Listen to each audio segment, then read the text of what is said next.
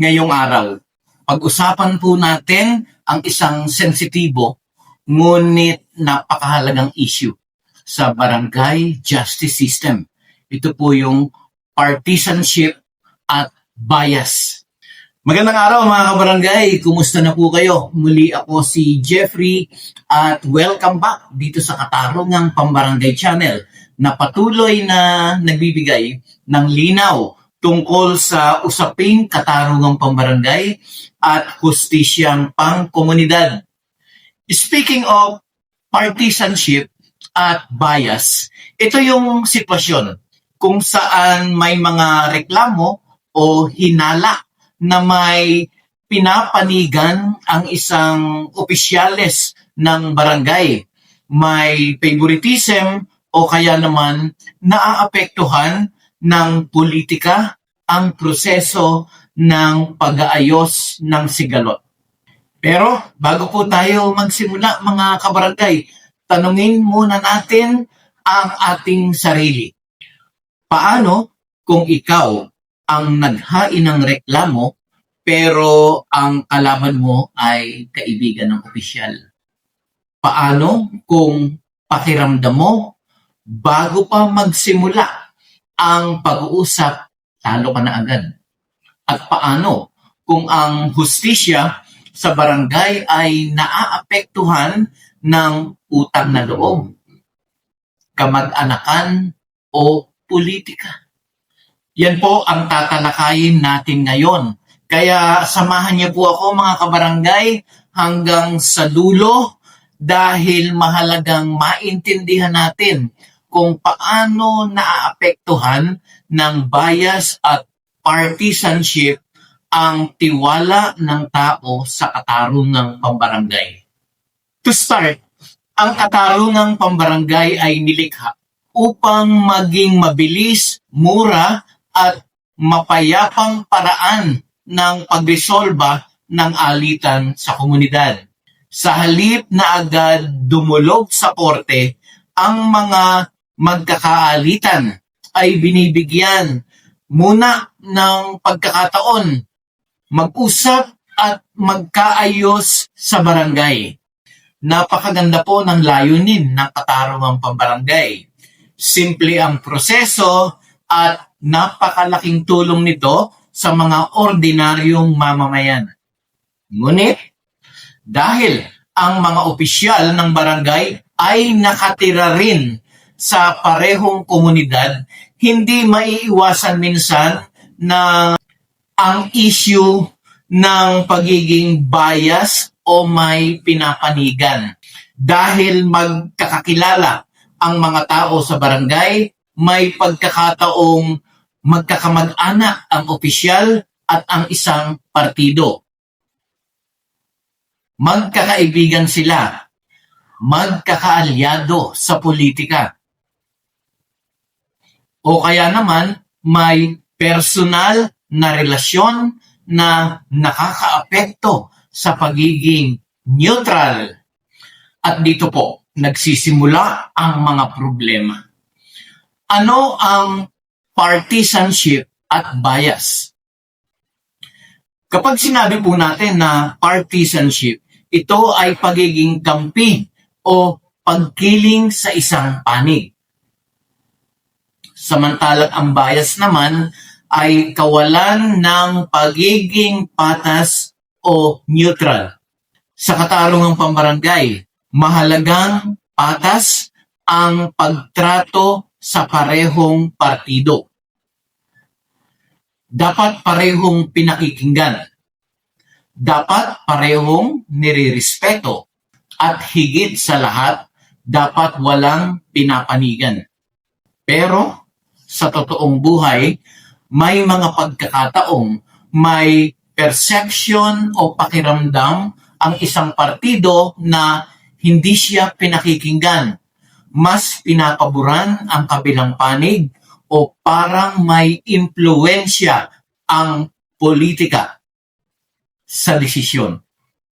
Kahit minsan, wala namang masamang intensyon ang opisyal kapag may duda ang isang tao sa pagiging patas ng lupon, ng proseso, nawawala ang tiwala sa sistema.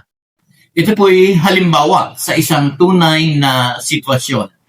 May dalawang magkapitbahay na nag-away tungkol sa lupa o bakod.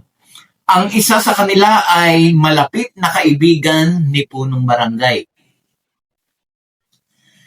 Sa mediation pa lamang, napapansin na agad ng kabilang panig na mas pinapansin ang kabila. Mas malumanay ang pakikitungo o tila pinapaboran ang paliwanag ng isa. Minsan, mga kabarangay, kahit po simpleng body language lang, tono ng pananalita o paraan ng pagtatanong ay nagiging dahilan para maramdaman ng isang partido na hindi patas ang proseso. Kapag nangyari iyon, mga kabarangay, imbis na magkaayos, lalo pang lumalala ang hidwaan. Bakit delikado ang bias sa barangay justice? Napakadelikado nito dahil ang pundasyon ng katarungan ay trust o tiwala. Kapag naniniwala ang tao na hindi patas ang barangay, mawawalan sila ng gana na makipag-ayos. Iiwasan nila ang proseso o direkta na silang pupunta sa korte kapag may pagkakataon. Nakakalungkot pero masisira rin ang reputasyon ng lupon tagapamayapa. Tandaan po natin, hindi sapat na patas ang isang opisyal. Kailangan ding mukhang patas siya sa paningin ng publiko. Dahil sa barangay, mabilis kumalat ang usapan. Kapag may balitang may kinikilingan ang isang opisyal, naaapektuhan hindi lamang ang isang kaso, kundi ang buong kredibilidad ng barangay justice system. Isa rin po, mga kabarangay, sa mga hamon ay yung political interference. May mga pagkakataong naapektuhan ng politika ang paghawak ng kaso. Halimbawa, supporter ng isang opisyal ang isa sa mga partido. May utang na loob o may takot mawala ng boto o suporta. Kapag nangyari ito, mga kabarangay, nawawala ang tunay na layunin ng katarungang pambarangay. Dahil ang barangay justice ay hindi dapat ginagamit sa personal na interes, political alliances o paninira sa kalaban. Ang layunin po nito ay kapayapaan at patas na pag-uusap. Ano yung epekto sa komunidad? Kapag laganap ang perception ng bias, tumitindi ang hidwaan, nahahati ang komunidad, nagkakaroon ng kampihan at minsan umaabot pa sa karahasan. Sa halip na maging tulay ng pagkakasundo, ang barangay, nagiging dahilan pa ito ng mas malaking sigalo. May mga tao rin na nawawalan ng respeto sa proseso. Iniisip nila, wala rin namang mangyayari dyan. Kakampi naman nila yung isa. Sayang lang ang oras. At kapag nawalan ng tiwala ang tao sa katarungang pambarangay, malaking problema po iyon para sa buong komunidad. Kaya ngayon, paano maiiwasan ang pagiging bias? Una, mahalaga po yung professionalism. Kahit magkakakilala sa barangay, dapat kayang ihiwalay ng opisyal o ng lupon ang personal na relasyon sa kanyang tungkulin. Pangalawa, dapat marunong makinig ng patas sa magkabilang panig. Hindi dapat inuuna ang desisyon. Hindi dapat nagpapakita ng pagkampi. Pangatlo, yung transparency sa proseso. Dapat malinaw ang schedule, ang proseso, at ang dokumentasyon. Kapag malinaw ang proseso, mas mababawasan ang duda ng tao. Pangapat, inhibition kapag kinakailangan. Kung ang lupon member o opisyal ay kamag-anak, business partner, o may personal na interes sa kaso, mas mabuting umiwas siya sa paghawak nito upang mapanatili ang integridad ng proseso. Mga kabarangay, mahalaga rin po na tuloy-tuloy na training para sa lupon tagapamayapa. Hindi sapat na mabait lang o kilala sa barangay. Kailangan ding matutunan ang tamang mediation skills, conflict resolution, ethics, at impartiality. Kapag mas sanay at mas edukado ang lupon, mas nagiging maayos at patas ang paghawak ng kaso. Kaya ito po yung aking personal na mensahe sa mga barangay officials, particularly sa lupon tagapamayapa. Sa ating pong mga punong barangay at lupon tagapamayapa, napakalaki po ng responsibilidad na hawak ninyo. Kayo ang unang nilalapitan ng tao kapag may alitan. Kayo ang unang mukha ng hustisya sa komunidad. At minsan, hindi kailangan ng mamahaling abogado o mahabang paglilitis para marisolba ang problema. Kailangan lang ay patas na tagapakinig.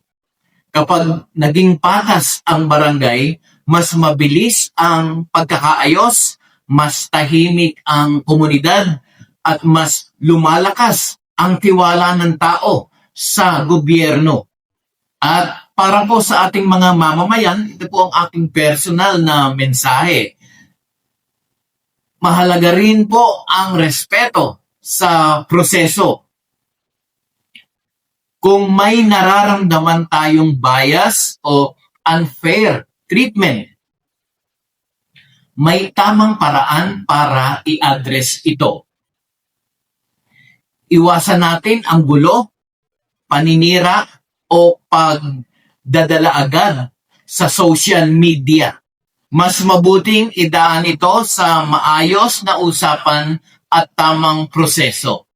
Dahil sa dulo po ng lahat, ang tunay na layunin ng katarungang pambarangay ay hindi lang tapusin ang kaso, kundi ibalik ang kapayapaan sa community. Kaya po, tandaan natin ito, ang katarungang pambarangay ay hindi lang tungkol sa batas. Ito po ay tungkol sa tiwala, respeto, at patas na pagtrato sa bawat tao. Kapag may bias, nawawala ang tiwala. Kapag may favoritism, nawawala ang hustisya. Pero kapag may integridad at pagiging patas, mas nagiging matatag ang ating komunidad. Kaya yan mga kabarangay, muli, kung kayo po ay may natutunan sa video ito, maaari nyo po itong i-like at i-share nyo rin po sa inyong mga kabarangay. At para doon sa mga hindi pa nakaka-subscribe dito sa Katarungang Pambarangay channel, maaari din po kayong mag-subscribe dahil every week nagpapalabas po tayo dito ng videos tungkol sa Katarungang Pambarangay. Maraming salamat po. Muli ako si Jeffrey.